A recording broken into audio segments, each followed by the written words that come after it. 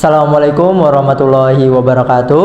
Perkenalkan, nama saya Rifki Alfarizi dengan NIM 2024 120031 dan saya Muhammad Fadil Al-Khair NIM 2024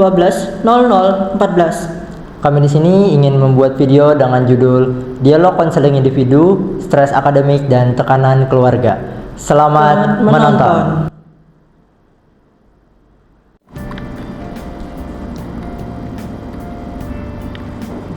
Assalamualaikum Pak. Waalaikumsalam. Silakan masuk, saudara Fadil.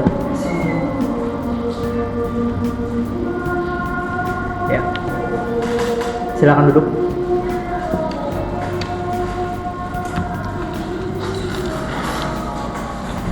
Selamat siang. Saya ucapkan terima kasih karena sudah datang tepat waktu. Sebelumnya, silahkan tarik nafas saudara perlahan dan bagaimana kabar saudara pada hari Minggu ini? Namun siang ini Pak, jujur saya agak bingung jawabnya. Fisik saya sih sehat, tapi akhir-akhir ini kepala saya rasanya penuh banget, kayak tertekan gitu Pak. Saya paham. Kalau boleh dijelaskan ya, tekanan seperti apa yang saudara maksud? Mungkin bisa gambarkan bagaimana sakit kepalanya? Rasanya kayak semua badan terdatang bersamaan Pak. Tugas kuliah, dealing yang berdekatan, terus di rumah juga orang tua sering nelpon nanyain nilai IPK, kapan lulus. Saya jadi makin stres dan cemas. Tekanan akademik dan tuntutan keluarga ya memang bisa jadi kombinasi yang cukup menguras tenaga dan pikiran. Sejak kapan saudara mulai merasakan tekanan yang tadi? Kurang lebih sejak pertengahan semester ini Pak. Tapi makin kesini makin berat rasanya. Saya jadi gampang capek, susah tidur, kadang bingung, pagi langsung overthinking. Pernah juga sempat ngerasa kayak mau nyerah. Oke, perasaan seperti itu ya gak boleh dianggap sepele menurut saya.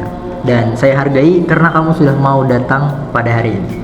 Sudah merupakan langkah yang besar, kamu bisa mengakui itu dan mencari bantuan. Kamu selama ini sempat cerita ke siapa aja soal perasaan ini sebelumnya? Selama ini belum Pak. Saya nggak enak cerita ke teman, takut dianggap cengeng atau lemah. Jadi saya simpan sendiri. Baik, saya mengerti.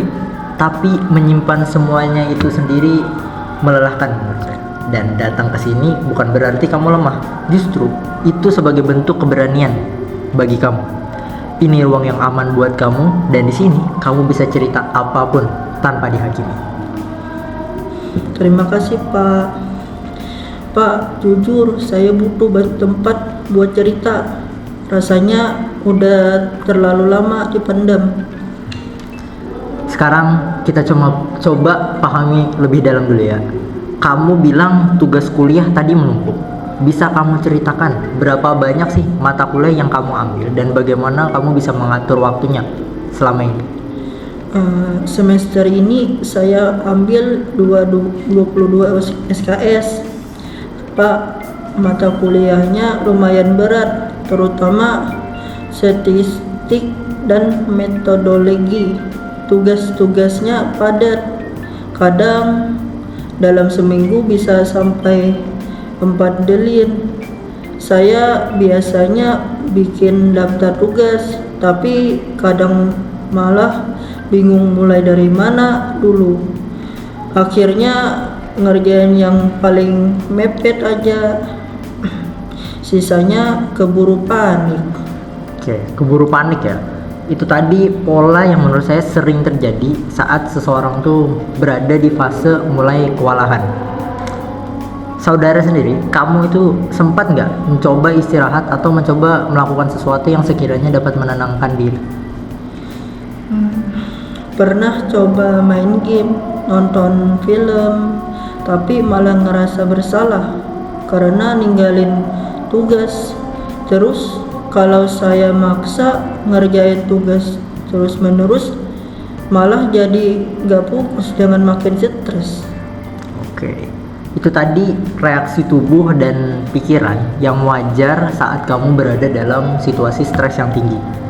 Kita itu nggak bisa produktif terus-menerus tanpa jeda. Kita bukan robot, tapi justru menurut saya istirahat merupakan bagian yang penting dari baiknya suatu performa.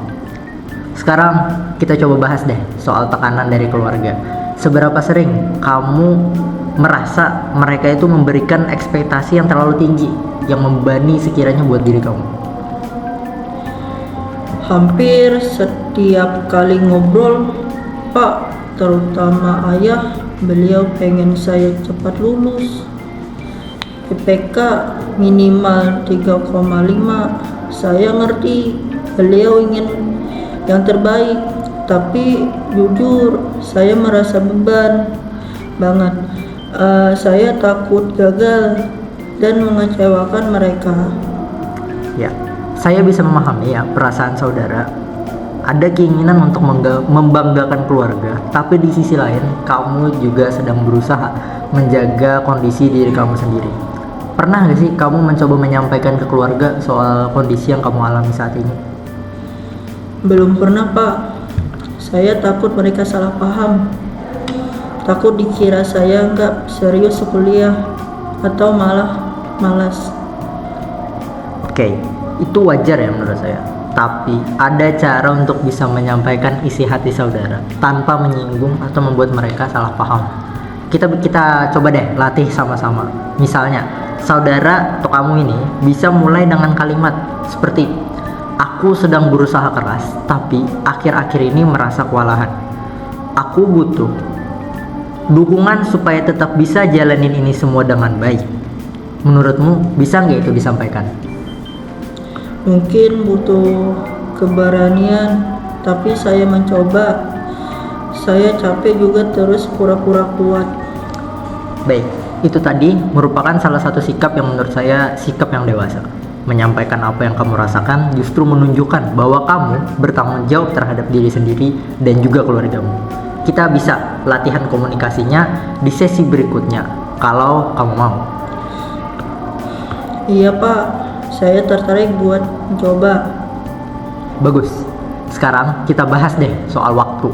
Apakah kamu tertarik kalau kita susun ulang jadwal harian kamu supaya kamu punya waktu buat belajar, istirahat, dan juga sekiranya ada kegiatan yang menyenangkan buat kamu di sini bisa membahagiakan diri kamu?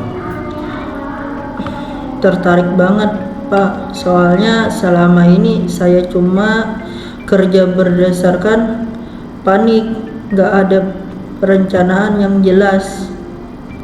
Baik, kita di sini bisa menggunakan metode yang namanya prioritization matrix atau teknik manajemen waktu mingguan. Kita juga bisa sisipkan waktu untuk hal-hal yang kamu sukai, seperti olahraga ringan, hobi, atau bahkan deh 15 menit per hari bisa membuat perbedaan besar cuma dengan kegiatan itu. Saya suka musik, Pak. Kadang main gitar sendiri, tapi udah lama nggak sempat. Wah, itu bagus sekali. Musik bisa menjadi salah satu bentuk ekspresi dan pelepas stres. Saya sarankan ya, kamu coba jadwalkan 10-15 menit bermain gitar setiap hari atau selama beberapa hari. Dan itu menurut saya bukan suatu hal yang membuang waktu, tapi itu bagian untuk menjaga kesehatan dari mental saudara. Saya baru sadar, Pak. Saya terlalu fokus di tugas sampai lupa jaga diri sendiri. Itu tadi pelajaran yang berharga. Produktif bukan berarti kamu harus sibuk terus. Kita perlu seimbang.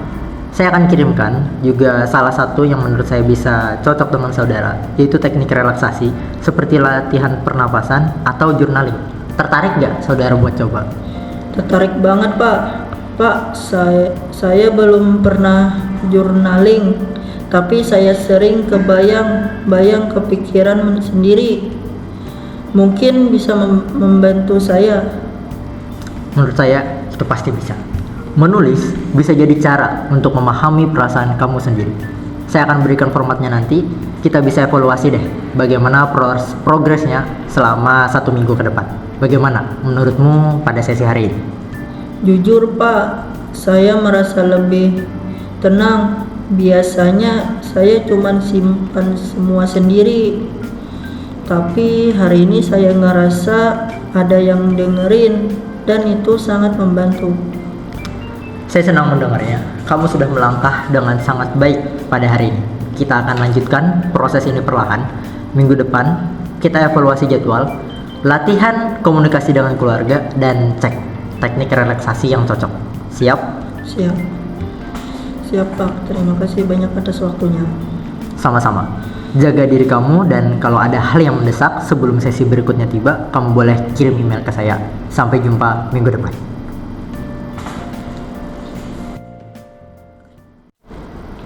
Sekian video dari kami. Saya ucapkan terima kasih telah menonton. Saya berharap video tersebut dapat bermanfaat bagi teman-teman semua. Assalamualaikum warahmatullahi wabarakatuh.